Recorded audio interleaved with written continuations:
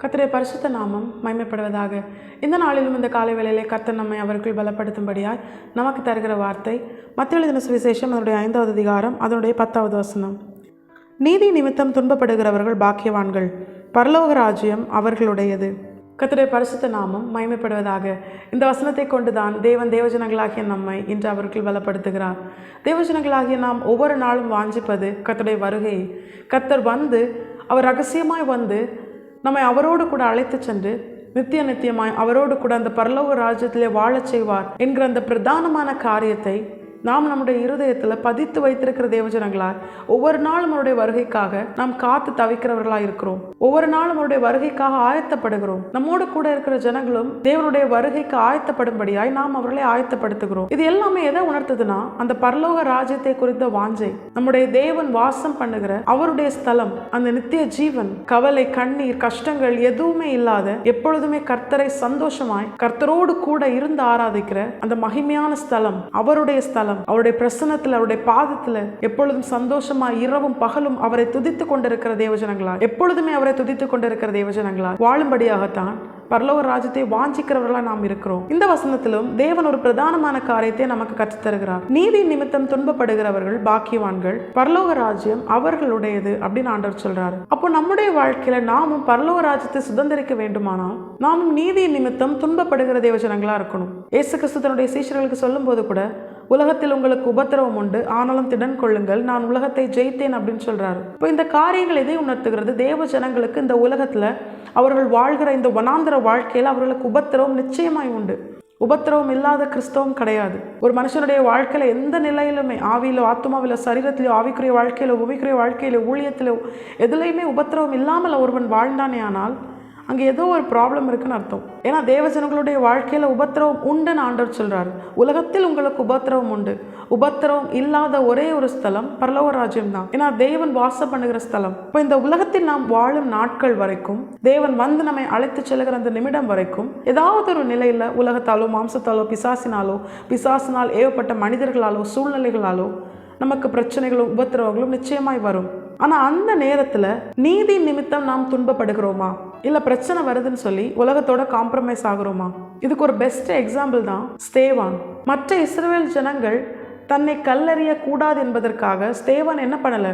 அவர்களோடு கூட அவர்களுக்கு பிரியமாய் பேசவில்லை. அதற்கு பதிலாய் கர்த்தர் பட்சத்தில் நின்று கர்த்தருக்காக கர்த்தர் உணர்த்தின வார்த்தைகளை பேசும் பொழுது மற்ற யூத ஜனங்கள் அவனை கல்லறிந்தார்கள். ஸ்தேவான் என்ன பண்ணல? அதற்கு பயப்படல.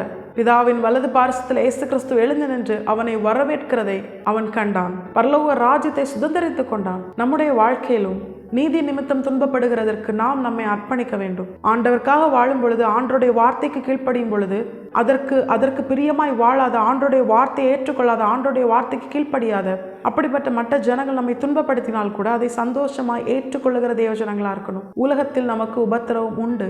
இதை ஒவ்வொரு நிமிடமும் உணர்கிற தேவஜனங்களா இருக்கணும். அநியாயமான காரியங்கள் நடக்குதா, நம்ம என்ன பண்ணக்கூடாது? அதற்கு இசைந்து போகக்கூடாது. கர்த்தர் பட்சத்தில் நிற்கிறவர்களா என்ன நடந்தாலும், யார் கைவிட்டாலும், என்ன உபத்திரவம் நேரிட்டாலும், நீதி நிமித்தம், நீதி என்பது வசனத்தை உணர்த்துகிறது.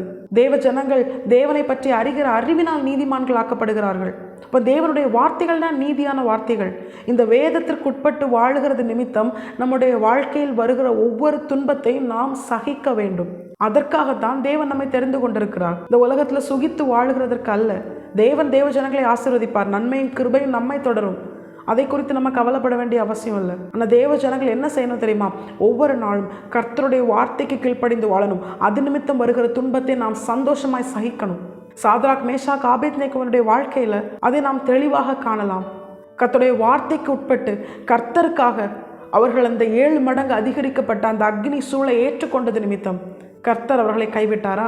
எப்படி அவர்களை அந்த அக்னி சூளையிலிருந்து தப்புவித்தாரோ, அவர்களை தப்புவித்தது மாத்திரமல்ல, அதன் பிற்பாடு தேவன் அவர்களை உயர்த்தினார். அவர்களுக்கு விரோதமாய் ஒரு நாவு கூட அசையாதபடிக்கு கர்த்தர் அவர்களை குறித்த பயத்தை உருவாக்கினார். அவர்களுடைய தேவனே ஜீவனுள்ள தேவன் என்று நம்முடைய ஆண்டவர் அன்று நிரூபித்து காண்பித்தார். நம்முடைய வாழ்க்கையிலும் நாமும் கர்த்தருக்காக கர்த்தருடைய வார்த்தை நிமித்தம் துன்பப்பட்டோமே ஆனால் இந்த உலகமோ, உலகத்தில் உள்ள மனிதர்களோ, உலகமோ, மாமிசமோ, பிசாசுகள் ஏற்பட்ட மனிதர்களோ, கிரியைகளோ கர்த்தருடைய வார்த்தைக்கு, ஜீவனுள்ள தேவனுடைய வார்த்தைக்கு நாம் கீழ்ப்படிந்து வாழ்கிறது நிமித்தம் நம்மை துன்பப்படுத்தினால், நமக்கு ஏதாவது தீமை செய்தால் சந்தோஷமாய் அதை ஏற்றுக்கொள்வோம். ஏன் தெரியுமா? நம்முடைய தேவன் நமக்கு வாக்கு பண்ணுகிறார். அப்படிப்பட்டவர்களாய் நாம் நம்மை வாழ அர்ப்பணிக்கும் பொழுது நாம் பாக்கியவான்களாய் இருக்கிறோம். பரலோக ராஜ்யம் நம்முடையது என்று கர்த்தர் வாக்கு பண்ணுகிறார். இந்த நாளிலும் தேவன் இந்த வசனத்தை கொண்டு ஒரு விசை கூட நம்மை அவர்கள் பலப்படுத்துகிறார். தேவஜனங்களாகிய நமக்கு இந்த உலக வாழ்க்கையில நம்முடைய ஆண்டவராக இயேசு கிறிஸ்து வந்து நம்மை அழைத்து செல்லும் வரைக்கும் இந்த உலக வாழ்க்கையில் நமக்கு உபத்திரவம் உண்டு. ஆனாலும் நாம் திடன் கொள்ள வேண்டும். ஏன் தெரியுமா? சகலத்தையும் ஜெயித்த, உலகத்தையும் அதில் உள்ளவைகள் எல்லாவற்றையும் ஜெயித்த நம்முடைய ஆண்டவர் நம்மோடு கூட இருக்கிறார். அவர் நமக்கு உதவி செய்து நம்மை ஜெயிக்க வைப்பார். சாத்தானை காலின் கீழ் போட்டு மிதிக்க அவர் நமக்கு கிருபை செய்வார். சமாதானத்தின் தேவன் நம்மோடு கூட இருக்கிறார். ஒருபோதும் அவர் நம்மை கைவிட மாட்டார்.